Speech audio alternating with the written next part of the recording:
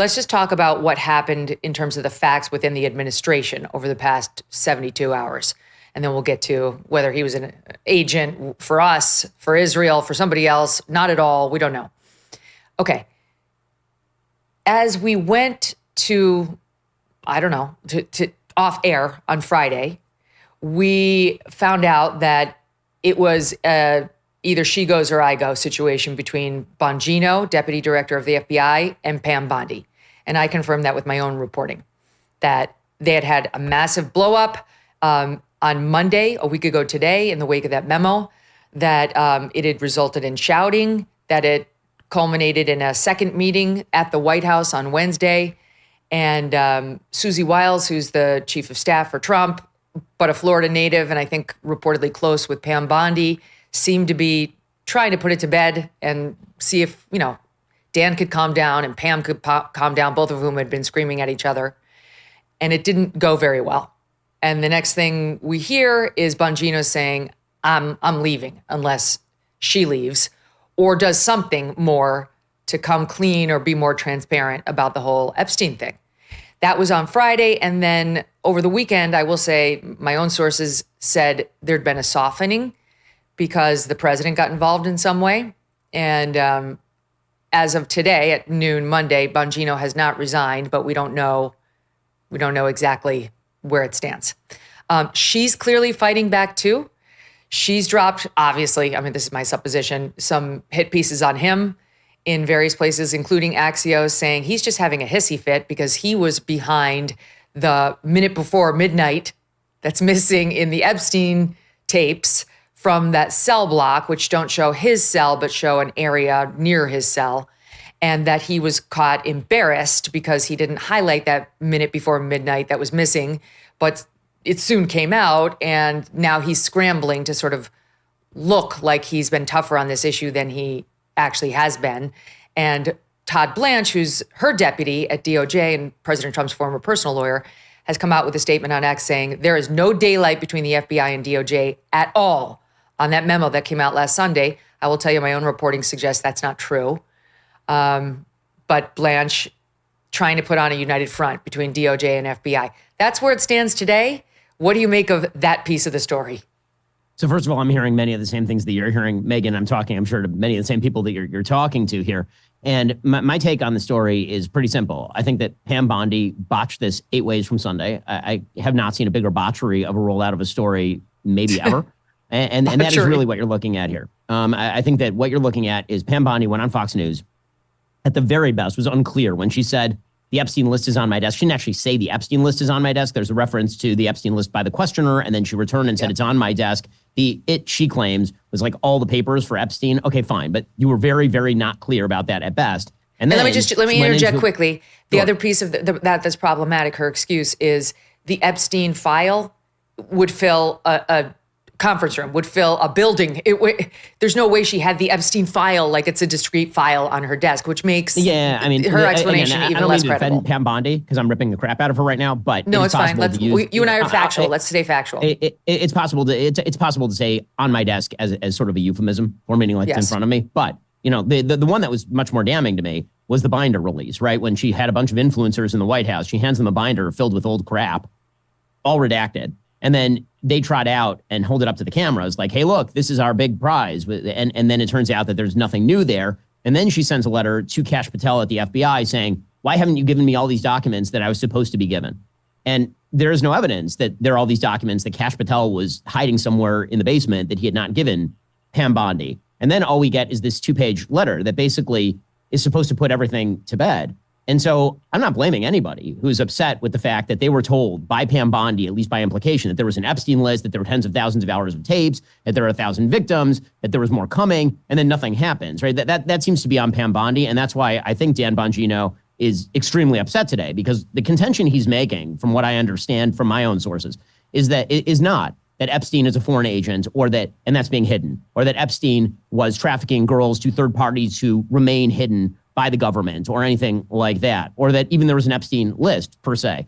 My understanding is that the actual outcome of the DOJ investigation is properly stated in that memo. What he's upset about is if you oversell the story and you create a deliverable for the FBI, and then the FBI doesn't deliver, then that falls on Kash Patel and Dan Bongino. And so Pam Bondi basically did that. She went out there and ran her mouth without the actual goods to back it up. And then when it turns out that it's Geraldo Rivera safe, then of course it makes Dan look bad, it makes Kash look bad, it makes the president look bad, and all the rest. That's my understanding of this dispute. And if that's the nature of the dispute, then obviously I'm very much on Dan Bongino's side and Kash Patel's side, because again, I think that Pam Bondi pretty clearly to the public made a bunch of statements that were unrepresentative of the final DOJ FBI memo that was released. Many people, including me, do not believe that they've released everything that's releasable in Epstein. I think this is another piece of the problem, that we're left asking why. Now, maybe as Mike Davis, who's a serious person, who's well connected to the administration, was saying on X yesterday, maybe it really is because what's left is grand jury proceedings, which would be secret, not releasable, witness testimony, victim testimonials, which might reveal identities, which victims are not prepared to have revealed. That's all possible. But Pam Bondi hasn't answered any of those questions. No one has. No one's explained that. Mike Davis, much as we love him, is not a spokesperson for the administration. So we're still left in a position where at least I don't believe them that everything that can be released has been released. So I do believe that that's the case, that they've released everything that can be released, but only because I trust Dan Bongino and Kash Patel and the president on this. Now, are those questions legit? Absolutely. And so I've been saying literally since the first day this memo broke that there's no way that Pam Bondi should not be doing a press conference where she at least answers that question.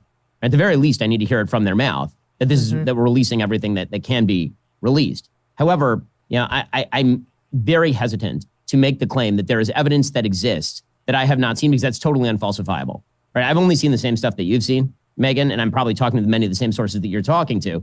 People like Dan and Kash and Pam and the president and the vice president and everybody else in the administration, they have seen material that I have not seen because, again, they're the ones who are reviewing the material. And so I am not prepared. You put out a tweet earlier that I think is right. Basically, there's two theories of this particular case. One, Pam Bondi overpromised and underdelivered, which seems to me the most plausible. Or two, there's an active cover-up that the Trump administration is engaging in of a child sex trafficking ring. And I think that if people want to make that accusation, they should just come out and say it. And if that's the case, if they want to make that accusation that President Trump and everybody who was elected to uncover this is actually now, they flipped 180, and now they're engaging in a full-scale cover-up of a child rape ring, then people should just have the balls to say it out loud and articulate it, as opposed to sort of softly peddling the possibility that it's, like, just say it, because it seems to me when you articulate these two possibilities out loud, one of them is significantly more plausible than the other. Now, again, that does not relieve the responsibility on the administration to answer basic questions of fact publicly, and that's where I think the great screw-up is.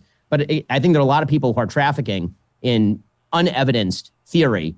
And again, I can speculate all day long, you can too, and speculation is fun. But we now have a bunch of people who I trust. I trust Dan Bongino, I trust Kash Patel, and I do trust the President of the United States that he is not covering up a child rape ring.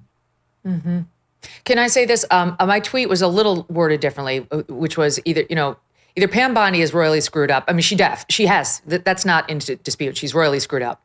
And the president is just forgiving her because she's a loyal soldier and, he likes her and he doesn't want to go through the messy confirmation process of getting somebody else in there.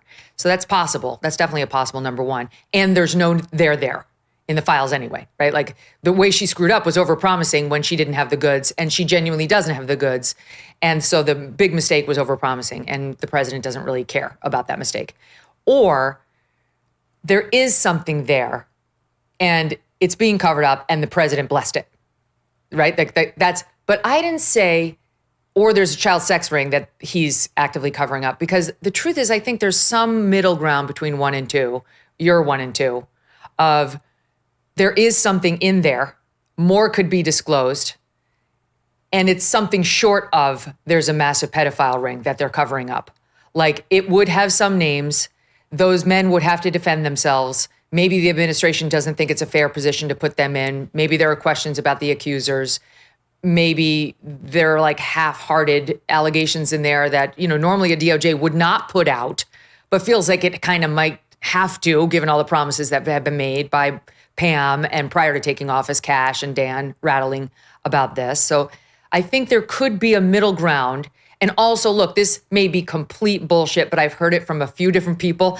So I just big asterisks on it. But some have speculated that the Biden DOJ may have left the Epstein files in such a manner that it like leads directly with an arrow toward Donald Trump, just as a middle finger toward Trump. Not that he did anything whatsoever, just that they're bastards and they knew he was coming in and they knew his people were interested in this story. So something like that could be between your 1 and 2, where it's less nefarious than full child sex ring.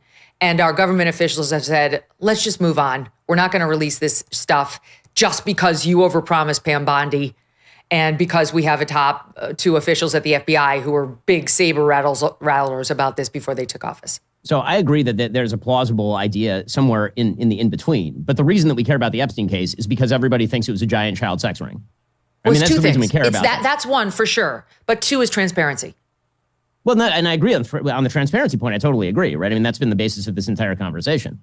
But the real reason that people care about Epstein is because the story that was sold for years in retail by pretty much everybody who had a passing even reference to the case was that Jeffrey Epstein was running a child sex ring on behalf of third parties, right, who were unnamed, and that we needed to have the list, the Epstein list, of the third parties who were having sex with little girls and then were being blackmailed by Jeffrey Epstein, which is how he made his money or how he was serving a foreign intelligence service, right? That is the theory. And so we ought to at least fully publicly articulate that is the theory that most people were operating under until this DOJ memo broke.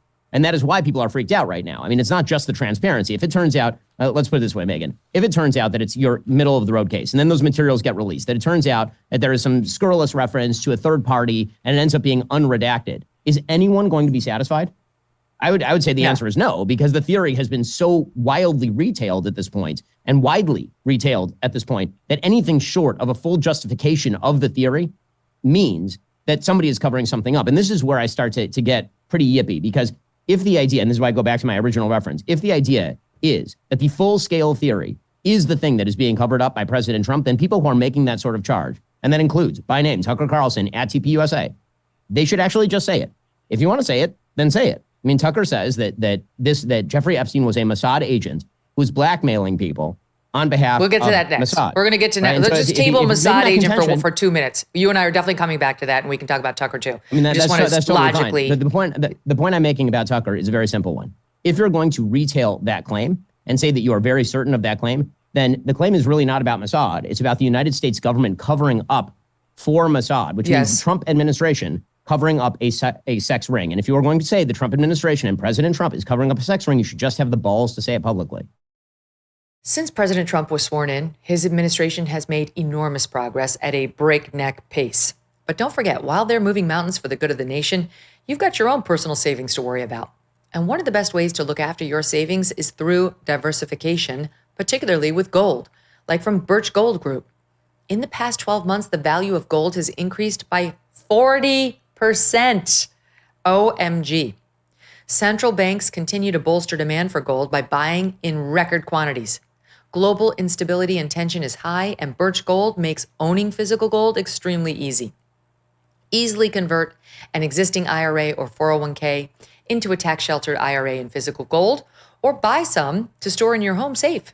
Just text MK to the number 989898, and Birch Gold will send you a free info kit on gold. There's no obligation, just useful information. With an A+ rating from the Better Business Bureau and tens of thousands of happy customers, take control of your savings today. Text MK to the number 989898.